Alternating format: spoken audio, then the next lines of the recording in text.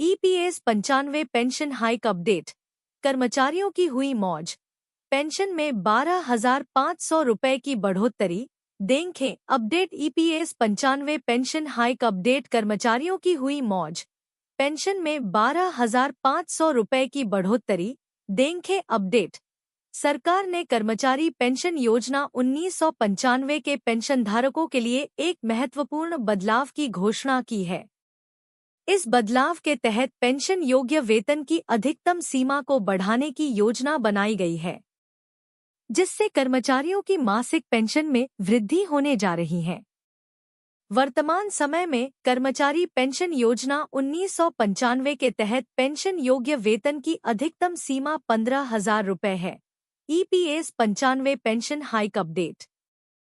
लेकिन नए प्रस्ताव के मुताबिक इसे बढ़ाकर 25,000 रुपये करने की योजना बनाई जा रही है, जिसके कारण कर्मचारियों की मासिक पेंशन में 12,500 रुपये तक की बढ़ोतरी हो सकती है। तो चलिए आप सभी को कर्मचारी पेंशन योजना के अपडेट के बारे में और अधिक विस्तार से जानकारी देते हैं। फंड कर्मचारी पेंशन योजना की वर्तमान स्थिति। कर्मचारी पेंशन योजना 1995 कर्मचारियों के लिए एक महत्वपूर्ण पेंशन योजना है, जिसे 1995 में संगठित क्षेत्र में काम करने वाले कर्मचारियों के लिए शुरू किया गया था। यह कर्मचारी पेंशन योजना कर्मचारी भविष्य निधि संगठन के द्वारा संचालित की जाती है और इसका लाभ उन्हीं कर्मचारियों को दिया जाता है जिन्होंने कम से कम 10 वर्षों तक सेवा की है। कर्मचारी पेंशन योजना के तहत कर्मचारी के वेतन का 12% उसके पीएफ खाते में जमा होता है, जबकि नियोक्ता भी समान मात्रा में योगदान करता है। इस योगदान का एक हिस्सा, जो 8.33% पेंशन फंड में जमा होता है, जिससे कर्मचारी की पेंशन राशि तय होती है। एम्प्लॉय पेंशन स्कीम पेंशन वृद्धि की गणना। वर्तमान समय के नियमों के अनुसार पेंशन की गणना कर्मचारी के अंतिम 60 महीनों के औसत वेतन पर की जाती है। एक उदाहरण से समझते हैं कि अगर आपकी मासिक सैलरी 15,000 रुपये है और आपने 35 साल तक सेवा की है, तो आपकी मासिक पेंशन 7,500 रुपये होती है। गणना का फॉर्मूला कुछ इस प्रकार है। मासिक पेंशन पेंशन योग्य वेतन x सेवा अवधि बटा 70। लेकिन अगर पेंशन योग्य वेतन को बढ़ाकर 25,000 रुपये किया जाता है, तो आपकी पेंशन भी बढ़कर 12,500 रुपये हो जाती है। यह बदलाव कर्मचारियों के लिए एक बड़ी राहत साबित हो सकता है, खासकर उन लोगों के लिए जिन्होंने लंबी अवधि तक सेवा की है। ईपीएफओ उच्च पेंशन योजना की आवश्यकता। कई श्रमिक संघों ने यह मांग की है कि पेंशन योग्य वेतन की अधिकतम सीमा को 15,000 रुपये से बढ़ाकर 25,000 रुपये किया जाना चाहिए। ऐसा इसलिए क्योंकि वर्तमान आर्थिक स्थिति में 15,000 रुपये की सीमा कर्मचारियों की जरूरतों को पूरा करने में असमर्थ है। इस प्रस्ताव को वित्त मंत्रालय के पास भेजा गया है, जहां इस पर विचार किया जा रहा है। अगर इसे मंजूरी मिलती है तो लाखों पेंशनधारकों को इसका सीधा लाभ मिलेगा। एम्प्लॉय पेंशन स्कीम निजी क्षेत्र के कर्मचारियों के लिए भी राहत। कर्मचारी पेंशन योजना के तहत न केवल सरकारी कर्मचारी बल्कि निजी क्षेत्र के कर्मचारी भी पेंशन लेने के हकदार होते हैं। अगर आपने किसी प्राइवेट कंपनी में काम किया है और आपका पीएफ कटता है, तो आप भी इस कर्मचारी पेंशन योजना का लाभ उठा सकते हैं। यह कर्मचारी पेंशन योजना संगठित क्षेत्र में काम करने वाले कर्मचारियों के लिए है और इसमें शामिल होने के लिए कर्मचारी को 10 वर्षों तक नौकरी करनी होती है। रिटायरमेंट के बाद 58 वर्ष की आयु पूरी होने पर पेंशन मिलनी शुरू हो जाती है। पेंशन फंड वर्तमान पेंशन में अधिकतम सीमा। अगर वर्तमान नियमों के अनुसार देखा जाए तो 15,000 रुपये की पेंशन योग्य वेतन सीमा के तहत अधिकतम पेंशन 7,500 रुपये होती है। लेकिन इस पेंशन को बढ़ाने के प्रस्ताव के बाद अगर वेतन सीमा 25,000 रुपये कर दी जाती है, तो पेंशन 12,500 रुपये हो जाएगी। यह बदलाव कर्मचारियों के लिए आर्थिक रूप से फायदेमंद साबित हो सकता है, खासकर उन लोगों के लिए जो अपनी नौकरी की सेवा अवधि को पूरा कर चुके हैं। ईपीएफओ द्वारा पेंशन में बदलाव की प्रक्रिया। कर्मचारी भविष्य निधि संगठन ने फिलहाल उच्च पेंशन योजना की गणना की प्रक्रिया की घोषणा नहीं की है। पेंशन गणना की प्रक्रिया में परिवर्तन आने पर अधिक जानकारी उपलब्ध कराई जाएगी।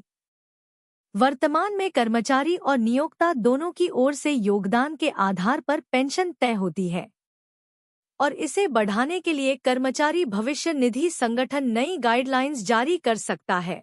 ईपीएफओ के 78 लाख पेंशन भोगियों को मिलेगी राहत। देखें, नया अपडेट के 78 लाख पेंशन भोगियों को मिलेगी राहत। श्रम मंत्री मनसुख मंडाविया ने कहा कि कर्मचारी भविष्य निधि संगठन employees provident fund organisation pension योजना के अंतर्गत आने वाले पेंशन भोगी जनवरी से किसी भी बैंक या उसकी शाखा से ईपीएफओ पेंशन प्राप्त कर सकेंगे। श्रम मंत्रालय ने एक बयान में कहा कि मंडाविया ने कर्मचारी पेंशन योजना ईपीएस 1995 के लिए केंद्रीकृत पेंशन भुगतान प्रणाली सीपीपीएस के प्रस्ताव को मंजूरी दे दी है। वह ईपीएफओ के शीर्ष निर्णय लेने वाले निकाय केंद्रीय न्यासी बोर्ड सीबीटी के अध्यक्ष भी हैं। बयान के अनुसार केंद्रीकृत पेंशन भुगतान प्रणाली से देश भर में किसी भी बैंक या किसी भी शाखा के माध्यम से पेंशन वितरण की अनुमति मिलेगी।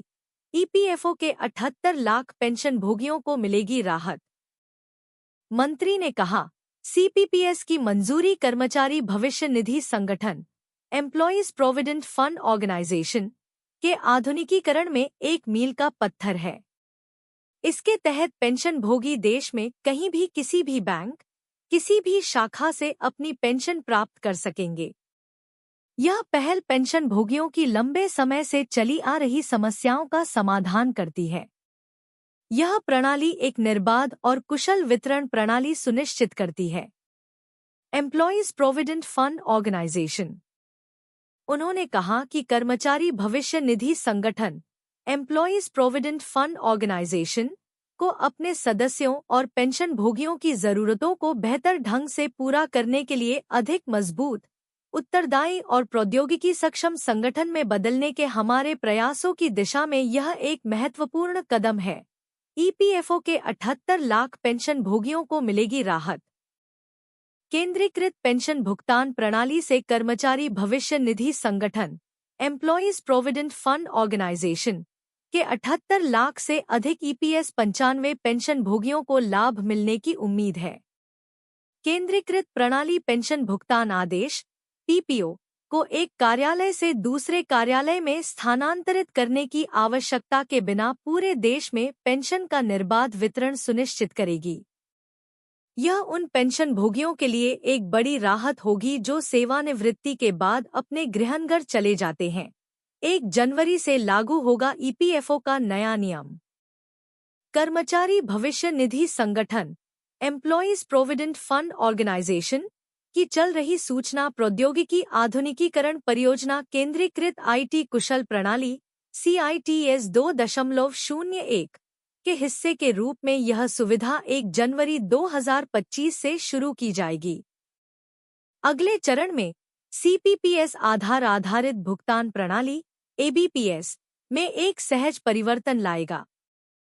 एम्प्लॉयज प्रोविडेंट फंड ऑर्गेनाइजेशन में पेंशन व्यवस्था में होगा बदलाव। मंत्रालय के बयान में कहा गया है कि नई व्यवस्था मौजूदा ईपीएफओ पेंशन वितरण प्रक्रिया से एक महत्वपूर्ण बदलाव है, जिसके तहत ईपीएफओ के प्रत्येक क्षेत्रीय कार्यालय को केवल 3-4 बैंकों के साथ अलग अलग समझौते करने पड़ते थे। इसमें कहा गया है कि अब पेंशन भोगियों को पेंशन शुरू होने के समय सत्यापन के लिए बैंक शाखा में जाने की जरूरत नहीं होगी और भुगतान जारी होने पर तुरंत जमा हो जाएगा। इसके साथ ही कर्मचारी भविष्य निधि संगठन एम्प्लॉयज प्रोविडेंट फंड ऑर्गेनाइजेशन को उम्मीद है कि नई व्यवस्था से पेंशन वितरण लागत में उल्लेखनीय कमी आएगी।